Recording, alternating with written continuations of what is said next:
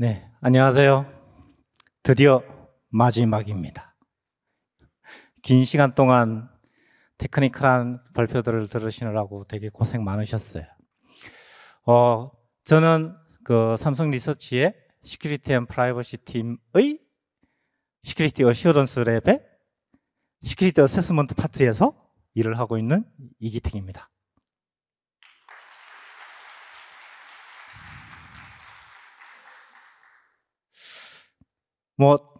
앞에서 기술적인 얘기도 많이 해줬고 한데 오늘의 마지막은 이번 SSTF 2023의 팀에 맞는 해킹과 해커에 대해서 이야기를 좀 해보려고 해요. 이 포스터에 대해서 좀 알고 계시는 분이 있을까요?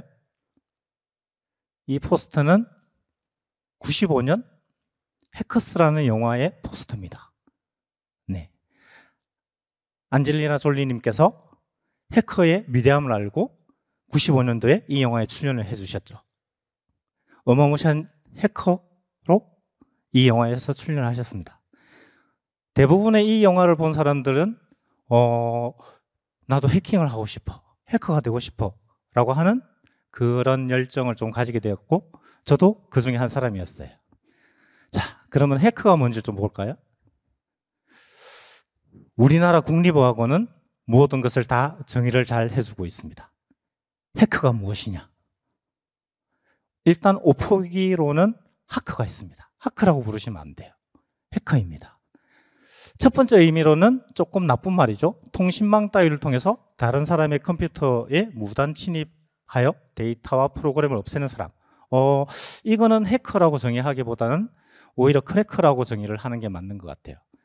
원래의 의미는 두 번째, 컴퓨터 시스템에 대해서 강한 흥미를 가지고 전문적으로 연구하여 뛰어난 실력을 갖춘 사람, 즉 컴퓨터의 엑스퍼트들을 해커라고 보통 정의를 하고 있어요. 위키피디아에서도 마찬가지입니다. 컴퓨터 테크놀로지에 아주 열정적으로 하드웨어나 소프트웨어를 가지지 않고 아주 전문적인 열정적인 그런 마인드를 가지고 있는 사람들을 해커라 칭합니다. 나쁜 쪽으로는 크래커가 있어요. 그러면 해커들은 도대체 어떤 일을 하고 어떻게 분류를 할 수 있느냐라고 간단하게 살펴보겠습니다. 일단 앞에서 말씀드린 바와 같이 컴퓨터의 엑스퍼트들을 해커라고 얘기합니다. 해커들은 시스템의 로우 레벨부터 하이 레벨까지 모든 것을 다 알려고 집중적으로 연구를 하고 공부를 한 사람들이에요. 그리고 오퍼레이팅 시스템의 그 인터널에 대한 내용들이라든지 아니면은 컴파일러라든지 모든 것들에 대해서 궁금증을 가지고 연구를 하고 공부하는 사람들입니다.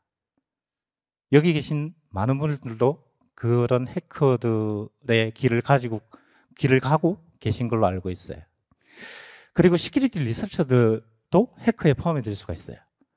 소프트웨어에 대해서 공부를 하고 그리고 어떻게 에러를 가지고 미닝풀한 실행을 할 수 있는지에 대해서도 공부를 하고 그리고 공격을 하고 그거에 대해서 어떻게 방어를 하고 있는지 그런 것들에 대해서 공부하는 사람들은 모두 다 해커라고 칭할 수 있습니다.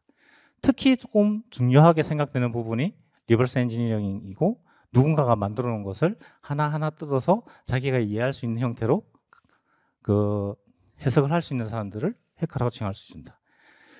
그리고 조금 다른 소프트웨어 엔지니어링을 하시는 분들이나 그런 거하고 조금 다르게 우리는 어드버서리한 마인드셋을 가지고 있습니다. 단순하게 제 기능을 잘 할 수 있도록 하는 것보다는 우리는 그 기능을 가지고 조금 나쁜 짓으로 될 수 있는지 그 부분을 우리가 어떻게 보완을 해야 되는지라는 마인드셋을 가지고 있는 사람들을 칭할 수 있어요. 그러면 해커들은 어떤 일을 할 수 있느냐라는 것을 조금 분류를 해봤습니다. 첫 번째로는 페네트레이션 테스팅이죠. 모의 해킹이라고 우리가 칭하는 서비스라든지 제품에 대해서 제대로 돌아가고 있는지 그리고 잠재되어 있는 취약점이 있는지 없는지 알려진 취약점이 있는지 없는지 그걸 가지고 어떤 나쁜 짓을 할 수가 있는지 없는지 그러면은 그것을 취약점을 어떻게 보완을 해야 되는지에 대한 결과에 대해서 일을 하는 것들이 그 페네트레이션 테스팅이라고 합니다. 그리고 시큐리티 엔지니어링, 시큐리티 애널라이시스, 그리고 시큐리티 아키텍처랑 디자인도 해커들이 충분히 일을 할 수가 있는 부분이죠. 그리고 스트레트 인텔리전스를 할 수도 있고 시큐 코딩, 뭐 개발자로도 할 수 있어요, 해커들이. 그리고 오퍼레이션도 할 수 있고, 그리고 시큐리티에 관련되어 있는 컨설팅이라든지 오딧, 이 모든 것들, 모든 일들에 대해서 해커들은 다 일을 할 수가 있는 부분입니다. 참 많죠, 그죠? 그 중에서 앞에서 나쁜 해커, 클래커에 대해서 얘기를 했었으니까 이제 회사에서는 필요한 게 나쁜 사람들은 아니잖아요, 그죠? 우리 회사의 제품이나 서비스를 좀 더 안전하게 만들기 위해서 해커들을 고용할 텐데, 그러면은 나쁜 해커들을 고용할 수가 없으니 착한 해커들, 즉 화이트 해커들을 고용을 하고 싶어 합니다. 화이트 해커들은 뭐라고 정의가 되어 있을까요? 순수하게 학문, 공부나 보안 점검 등의 목적으로 활동을 하는 해커들이라고 되어 있습니다. 다른 이에게 피해를 주지 않는 해커, 그죠? 선의의 해커, 착한 해커라고 되어 있어요. 위키에서도 마찬가지로 에티컬한 부분이 되게 강조되어 있습니다. 그러면은 글로벌하게 대부분의 빅테크 기업에서 해커들을 요구를 하는가라는 걸 좀 살펴보면은 크게 두 개의 회사에 대해서 조금 확인을 해보았습니다. A사에서는 해커들을 뽑을 때 The best defense is a good offense라고 했어요.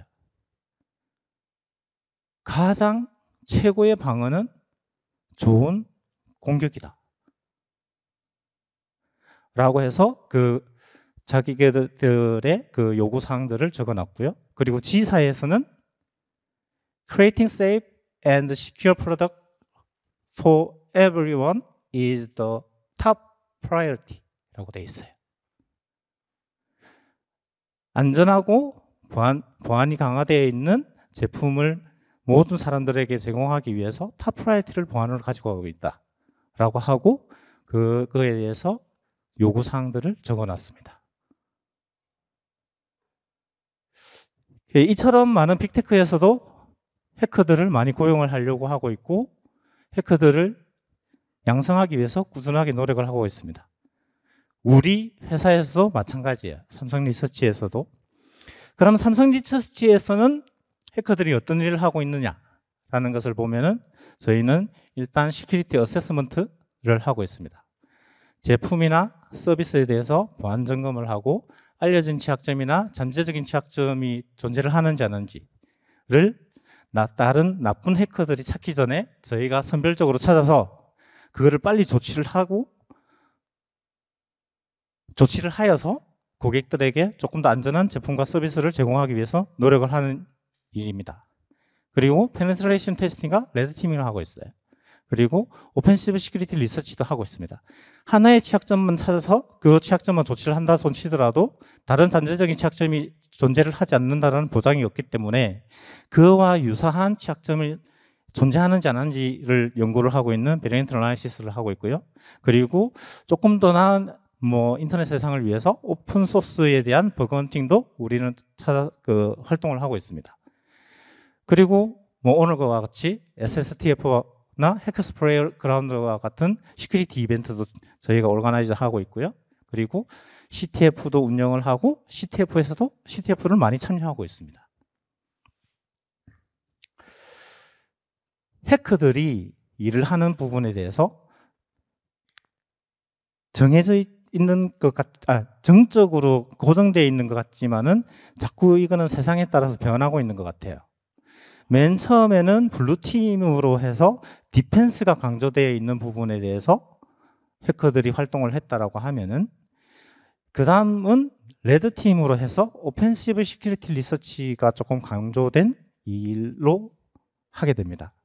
하지만은 최근 들어서는 이 블루팀과 레드팀이 콜라보레이션을 하여서 퍼플팀이라는 형태의 업무를 주로 하고 있어요. 이거는 산스에서도 그렇고 이번 올해 그 RSA에서도 많이 강조가 되었던 부분인데요. 해커들도 어쨌든 진화를 하고 있고 해커들의 일도 진화를 하고 있어요. 이 부분에 대해서 조금 더 재미있고 상세하게 장영진님을 통해서 들어보도록 하겠습니다.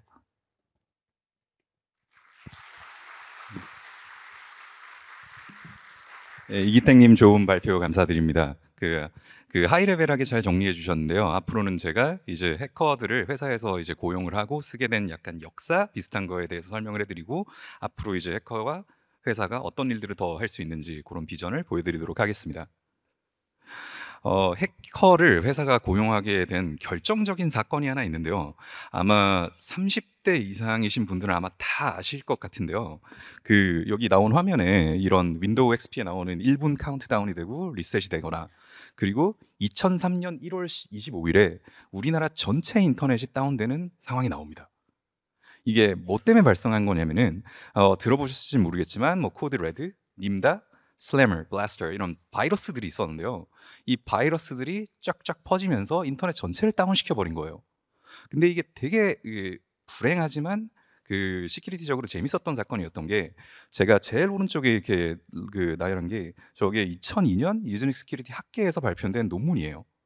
이게 그 당시에 코드 레드랑 님다라는 이제 바이러스가 막 퍼지기 시작하면서 학계에서 연구자들이 시뮬레이션을 해보니까 아 진짜로 인터넷이 다운될 수 있는 상황이 있다. 그게 2002년에 학계에서 발표가 된 거죠. 근데 그때까지는 그렇게 심각하게 생각 안 하다가 우리나라가 사실 좀 특수한 환경이 있었어요. 우리나라에 PC방이 엄청 많았어요. 그 당시 PC방이 해킹을 당하게 되면서 거기서 발생한 트래픽들이 인터넷을 완전히 다운을 시키게 됩니다. 근데 이게 한국만이 아니라 더 퍼지게 되면서 다른 나라에서도 그런 일이 일어나고 그랬던 거죠. 근데 이 사건이 일어나고 이제 우리나라 국가도 물론 대비를 많이 했지만 가장 열받았던 회사가 어디냐? 마이크로소프트입니다. 그래서 2002년, 3년 이때 마이크로소프트가 이제 악성 코드와 전면 정쟁을 선포하고 돈을 엄청 들여서 해커들을 공용하게 됩니다. 이 왜 그러냐면은 악성 코드를 막기 위해서는 악성 코드가 뭔지를 알아야 되는 거잖아요. 시스템에 어떻게 뒤에서 들어오고 뭔가 이상한 짓을 하고 그런 걸 이해할 수 있어야 되는데 그래서 그런 사람들을 안티바이러스 회사에서도 고용하지만 마이크로소프트에서도 직접 고용해서 이제 하게 됩니다. 그래서 거기서 이제 재밌는 것들이 많이 나왔는데요. 아마 싫어하시겠지만 한 달에 한 번씩 윈도우 업데이트를 해라 이런 게 많이 뜨는데 아마 많이 미루시는 걸로 알고 있습니다. 근데 그게 이제 패치 튜즈데이라고 해서 매월 두 번째 화요일에 이제 윈도우가 취약점을 패치를 쫙 하고 그런 게 요때부터 이제 시작이 됐습니다. 그리고 그러면서 회사들이 이제 진짜 시큐리티에 대한 거를 회사 안에서 해야 된다 그런 생각이 드니 마이크로소프트에서도 지금까지도 잘 되고 있는 MSRC라고 마이크로소프트 Security Response Center 요게 있고 그 다음에 그것뿐만이 아니라 학계 연구나 해커 연구, 해킹 연구를 같이 하기 위해서 마이크로소프트 리서치, 구글 리서치 이런 데서도 하고 그리고 삼성에서도 삼성 리서치에서 시큐리티 프라이버시 팀이 또 따로 있긴 하지만 그 이전부터 각 사업부에 시큐리티 랩이 다 있던 걸로 알고 있습니다. 그래서 회사가 해커들을 고용하면서 같이 일을 한 계기가 이런 악성 코드였습니다. 근데 이 악성 코드로 해커들을 고용한다고 해서 세상의 모든 공격을 막을 수 있는 게 아니에요. 아까 이기택 님이 발표해 주신 내용에서 화이트햇 해커가 있지만 세상에 화이트햇 해커만 있는 게 아닙니다. 이 범죄 조직이나 아니면 국가 단체에서 이런 취약점이 해킹을 통해 많은 걸 얻을 수 있기 때문에 되게 높은 가격에 거래가 되고 있는데요. 이게 회사에서 일을 하는 것보다 이득이 그쪽에서 더 많이 나온다면은 이게 사람들은 그쪽으로 갈 수밖에 없는 뭐 그런 상황도 있기 마련이에요. 그래서 이 해커들을 좋은 쪽으로 유도를 하기 위해서 어떻게 해야 되냐 고민을 하다가 회사들이 이제 직접 고용한 해커가 아니라 밖에 있는 해커들도 우리를 위해 일을 하게 만들 수 없느냐. 그게 아마 지금은 많이 알고 계시겠지만 한 2010년대부터 이제 출발한 버그 바운티 프로그램. 그래서 취약점을 찾으면 상금을 주는 그런 제도입니다. 그래서 처음에는 이제 저도 페이스북이나 뭐 다른 데서 이제 취약점도 찾고 그래서 500불씩 받고 뭐 이래서 작은 돈이었는데요. 이게 요즘에는 이제 취약점 하나를 찾는데 해커가 한 두세 달씩 쓰고 그래야 되기 때문에 이제 확실한 리워드를 줘야 이제 회사에 제보를 하게 되고 그렇기 때문에 요즘에 이제 각 회사들의 버그 바운티 프로그램을 보면은 이제 애플 같은 경우는 뭐 20만 불, 뭐 50만 불, 100만 불 이렇게까지도 가고요. 그 다음에 다른 마이크로소프트나 그런 회사들도 하고 그렇게 돈을 많이 서포트할 수 없는, 자금적으로 서포트할 수 없는 회사도 해커원이라는 플랫폼이 있어서, 저 하얏트 호텔 같은 경우에는 거기서 버그 바운티를 통해 해커들이 퍼블릭하게 그 회사를 위해서 취약점을 찾아주고 서로 고치고, 이런 좋은 생태계가 구성되어 있습니다. 그리고 여기서 또 재밌는 부분이, 보통 개발자들이 GitHub을 이제 자기 포트폴리오나 이력서로 많이 쓰잖아요. 이제 해커들은 이 버그 바운티에서 상금을 얼마 받았나, 이런 것들을 또 이력으로 사용하기도 합니다. 그래서 예를 들면은, 제가 아는 해커가 작년에 애플에서 2 밀리언 버그 바운티를 받았는데요. 이제 그 해커가 애플에 면접을 봤어요. 근데 이제 연봉이 40만 불 정도로 이렇게 처음에 나왔는데, 인사팀에 제가 받은 상금이 2 밀리언입니다. 이러니까 죄송합니다 하고 다시 가져왔다고 하더라고요. 그래서 그 버그 바운티 프로그램이 해커들을 회사를 통해, 회사 밖에서 회사를 위해 일을 하게도 만들었지만, 사실 회사들이 해커를 정말 우리 시스템을 잘 알고 그런 사람이 있다면 직접 고용을 해서 또 안에서 취약점을 찾을 수도 있지 않습니까? 그래서 버그 바운티 프로그램을 통해서 알아낸 해커들을 직접 고용하는 그런 방식이 2014년부터 시작됩니다. 그래서 아마 아주 유명한 그룹인데요. 구글의 프로젝트 제로라는 그룹이 2014년 7월에 이제 해커들을 모아서 시작을 했는데, 이 구글 프로젝트 제로는 여러 가지 이제 그 목적이 있어요. 물론 이제 구글 안드로이드나 다른 뭐 플랫폼에 대한 시큐리티를 하는 것도 있지만, 그 당시의 문제점이, 해커들이 취약점을 제보하면은 이 회사들이 직접 막지 않는 경우가 있어요. 왜냐하면 그 취약점이 지금 공격이 액티브하게 되는 것도 아니고, 알아냈는데 좀 천천히 막아도 되지 않나. 근데 이런 상황을 해커들이 싫어했던 거고, 더 안전한 세상이 되려면 빨리 막아야 되잖아요. 그래서 그런 것들을 포스하기 위해서 구글 프로젝트 제로는 좀 재밌는 어프로치를 하는데, 이 해커들이 모여서 물론 회사 내에 그런 것도 하지만 회사 밖에 전 세계의 컴퓨터 시스템들을 다 해킹하기 시작합니다. 근데 여기서 목적이 빨리 회사들이 맞게 만드는 거잖아요. 자, 그러면은 제일 빨리 회사들이 맞게 만들려면 어떻게 해야 되냐? 공격을 시작하게 만들면 됩니다. 직접 때려 맞고 있으면 그거는 정말로 막아야 되는 거잖아요. 근데 여기서 이제 바로 공격을 한다는 게 아니라, 구글 프로젝트 제로는 자기네들이 알아낸 취약점에 대해서 90일 이후에 우리가 테크니컬 리포트를 공개를 할 테니 회사들께서는 90일 안에 막아달라. 그러면 우리가 더 좋은 세상을 만들 수 있지 않겠느냐. 그래서 초반에는 이게 그 시큐리티 취약점이 정말 직접 공격을 받고 있는 게 아니면은, 그 회사 입장에서는 이게 비용을 되게 많이 써서 막아야 되는 그런 상황이라서, 이게 구글 프로젝트 제로가 좀 폭력적이지 않냐, 그런 얘기도 많이 돌았지만, 이런 활동을 통해 이 해커들이 시큐리티 전체 커뮤니티가 이런 룰을 좀 이렇게 명문화되지는 않았지만 좀 따르게 만드는, 그래서 지금은 베스트 프랙티스가 취약점이 나오면 빨리 막자, 이런 식으로 변해가고 있습니다. 근데 구글만 그렇게 하는 게 아니라, 이제 애플에서도 그 해커들을 직접 뽑아서 이제 그 운영하는 팀이 있는데요. 그 Sear라는 팀이 그 안에서 그 플랫폼 취약점도 점검을 하고, 프로덕트 취약점도 점검을 하고, 그 다음에 그 실제로 공격되는 것도 그 분석을 해서 효율적인, 진짜 공격을 막고 있는 거를, 그 공격을 당하고 있는 걸 막고, 또 패치도 빨리빨리 하고, 뭐 요런 구성을 하였습니다. 근데 여기서 이제 말씀드린 게, 회사들이 해커를 자기 회사로 데려와서 이제 취약점 연구를 시작했잖아요. 예전에는 디펜스만 했으면 이거는 정말 회사의 취약점을 찾기 위한 해킹팀을 만든 거예요. 근데 이렇게 해킹팀을 만들어 보니까 결과가 어땠냐면, 결과가 좋아요. 취약점을 엄청 찾게 됩니다. 근데 그 문제가 뭐냐면은, 이제 각 사업부의 인력은 제한이 되어 있지 않습니까? 근데 취약점은 너무 많이 나오고, 그럼 한 달에 패치할 수 있는 양은 정해져 있는데, 그러면 뭐부터 고쳐야 되냐? 그런 문제가 생기게 됩니다. 근데 아까도 제가 말씀드렸듯이, 뭐부터 고쳐야 된다는 거는, 직접 공격이 되고 있다면 그건 제일 순위로 막아야 되는 거잖아요. 그러면은 여기서 회사들이 궁금해지는 게, 그럼 직접 우리 장비들이, 우리 디바이스들이 공격을 받는 게 뭐냐? 거기서 회사들은 또 한 발짝 더 나가서 vulnerability research, 취약점 연구뿐만이 아니라 threat analysis라고 실제 우리 기기들이 어떤 공격을 받고 있는지 이제 분석을 하게 됩니다. 그래서 구글은 구글 프로젝트 제로에서 한 발짝 더 나가서 이제 threat analysis 그룹이라는 게 있는데요. 제가 이 그룹이 뭘 하는 거냐면은, 진짜로 이제 어떤 장비들이 익스플로이트 공격을 받아서 해킹을 당하고 있느냐, 요걸 이제 알아내는 건데요. 그래서 그걸 알아내서 그거부터 막자, 요거예요. 근데 여기서 지금 제가 오른쪽에 스프레드शी트를 하나 띄워놨는데 글자가 살짝 안 보이네요.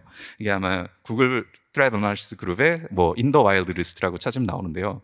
이게 그 시큐리티 리서처들과 아니면은 제보를 받거나 아니면 정말 국가에서 그 하이 프로파일인 사람이 공격을 당해서 핸드폰을 이제 제출했거나 이런 경우에 분석을 통해 지금 우리가 어떤 공격을 받고 있는지, 그리고 그거에 대한 내용을 공개를 해서 이제 최대한 빨리 이런 건 막아야 된다, 이런 식으로 발전해 가고 있습니다.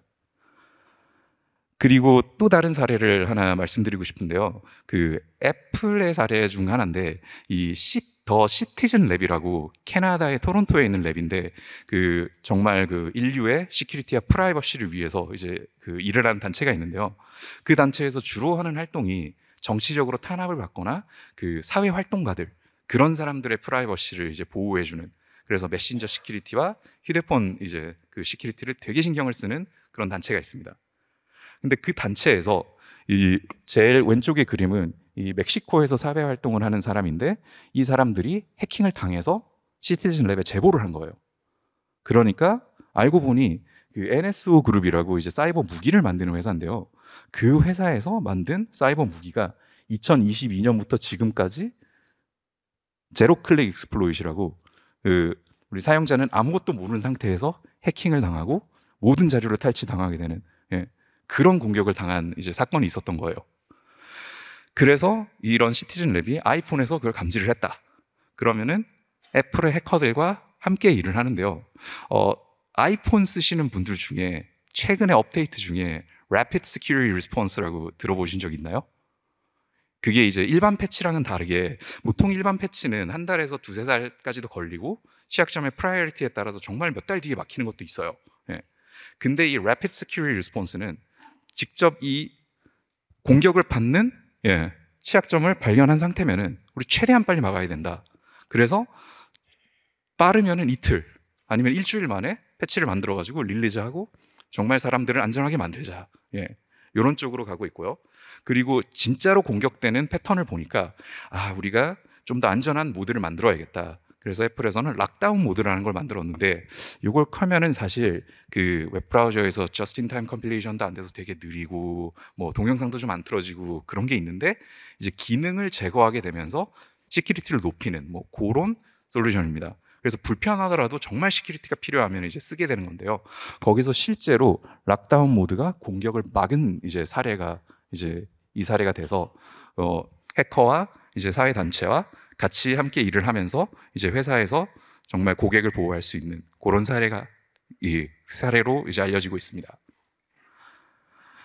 근데 이제 트레드 어나리시스랑 이런 걸로 패치를 프라이어리티를 주고 패치를 하고 뭐 그럴 수 있는데, 이 현재 이제 소프트웨어가 발전해 나가는 방향이 소프트웨어가 이제 계속 커지고 있어요. 그래서 엔드로이드 같은 경우에는 이제 3,300만 라인의 소스 코드가 있고, 리눅스는 뭐 또 그 3,000만 라인 비슷한 이렇게 되고 있고. 근데 이게 생각을 해보시면은 취약점을 찾는다는 게 컴포넌트와 컴포넌트의 연결을 통해 발생하는 거기 때문에, 이게 대략적으로 코드 라인이 증가하면은 그 취약점 찾는 복잡도는 이 제곱이 될 수도 있습니다. 근데 그리고 또 다른 통계가 그 2013년 올해 7월만 보더라도 지금 취약점이 2,311개가 제보가 됐고요. 그 다음에 작년 전체 통계를 보면은 그 CVSS 스코어라는 게 있는데, 보통 7점 이상이면은 되게 크리티컬한 취약점이에요. 근데 그런 취약점이 작년에 15,000개가 넘게 있었습니다. 그래서 이렇게 취약점이 갈수록 더 많아질 테고, 지금 숫자도 되게 많고 이런데, 이게 우리가 인력과 그런 리소스가 제한되어 있는 상태에서 어떻게 해야 되느냐. 그래서 회사는 또 해커들을 자동화 툴을 만들어서 이 취약점 연구를 스케일링하게 됩니다. 그래서 그 코드는 제곱으로 복잡해지는데, 우리는 항상 리니어하게만 리소스를 줄 수밖에 없기 때문에 이제 스케일링을 해야 되고, 이제 구글 프로젝트 제로에서 또 재밌었던 게 이 AFL이라고 퍼저를 만들었는데, 그 퍼저가 되게 효과가 좋았어요. 그래서 그 퍼징 연구도 이제 많이 발표해 주시고 그랬는데요. 그래서 그런 연결 중에 하나가, 구글에서는 이제 오픈 소스 전체를 한번 퍼징을 해보자. 그래서 자기네들의 그 클라우드 플랫폼에서 남는 리소스를 가지고 이제 모든 오픈 소스를 타겟해서 퍼징을 하고, 그래서 사람이 보지 않더라도 기계가 자동으로 취약점을 찾아서 알려줄 수 있는 그런 시스템을 만들어서, 저게 왼쪽에 있는 다이어그램이 2017년 이제 시작했을 때 통계인데요. 그 당시 이제 저만큼 한 1000개 정도 취약점을 찾은 거죠. 저만큼 찾았는데 그 이후로 아주 많이 찾는 걸로 알고 있습니다. 그리고 제일 아래에 있는 그림은 이 2016년 사이버 그랜드 챌린지라고 그 데프콘 CTF에서 그 해킹 대회를 하죠. 예, 그런 것처럼 자동화된 툴만 가지고 사람의 손을 하나도 닿지 않는 상태에서 프로그램이 프로그램을 해킹하는 뭐 그런 대회가 있었는데요. 그래서 그런 식으로 자동화된 해커를 만들어서 우리가 취약점에 대한 분석을 할 수 있느냐. 예. 그래서 이런 것들이 2016, 17, 18 이렇게 이루어졌고요. 또 이제 요즘에는 또 머신러닝과 AI의 시대가 아니겠습니까? 예. 근데 또 재밌던 그 스케일링에 대해서 이제 재밌던 사건 중에 하나가, 제가 알기로 챗GPT가 11월 30일에 나온 걸로 알고 있거든요. 근데 저 왼쪽에 제 연구실 친구였던 지금 NYU 교수인 브랜던이 올린 트위터가 한 이틀 만에 자기가 테스트 해본다고 버퍼 오버플로우 취약점을 짜라 시켰는데 잘 짜더라 하더라고요. 예. 그리고 저것뿐만이 아니라 CTF 문제도 풀고 그 어느 정도 기본적인 해킹은 하는 걸로 이제 검증이 됐습니다. 예. 그러면은 챌린지가 우리가 이런 라지 랭귀지 모델과 머신러닝을 통해서 이걸 취약점을 찾고 고치고 그런 쪽으로 트레이닝하고 활용을 할 수 있을까? 근데 또 여기서 재밌는 무브먼트 중 하나가, 올해 이제 저번 주였나요? 저저번 주였나요? 그 블랙햇 USA에서 이제 DARPA 미 국방성이 이제 발표를 한 게, 이제 AI를 사용해서 예전에 사이버 그랜드 챌린지가 오토메이션이었다면 정말로 인공지능을 활용해서 해킹을 제대로 하고 그 취약점을 찾고 막을 수 있는, 예, 그런 시스템을 만들 수 있는지에 대한 게 앞으로 당면 과제가 아닐까 싶습니다. 죄송합니다. 그래서 이 마지막 그림은 요즘 기후 변화도 심하고 이런 재난도 많고 이제 그런 상황 아니겠습니까? 그뿐만 아니라 지금 미중 관계와 러시아 우크라이나 전쟁과 이러면서 우리는 사이버 전쟁의 위협에 이제 속에 살고 있는데요. 이 수많은 사이버 어택과 함께 아마 우리 보안과 이런 IT의 겨울이 올 수도 있습니다. 정말 세상이 망가질 수도 있는 거죠. 근데 해커들과 개발자와 연구자, 아까 이기택 님이 말씀하셨던처럼 레드팀, 블루팀 따로가 아니라 퍼플팀으로 하나가 융합이 돼서 우리가 이런 IT의 겨울이 오지 않고 사이버 보안을 잘 유지할 수 있어서 우리 고객들과 세계에 안전하고 쾌적한 서비스를 보급할 수 있어야 되지 않을까, 그런 생각을 한번 해봅니다. 여태까지 발표 들어주셔서 감사드리고요. 이걸로 발표를 마치도록 하겠습니다. 감사합니다.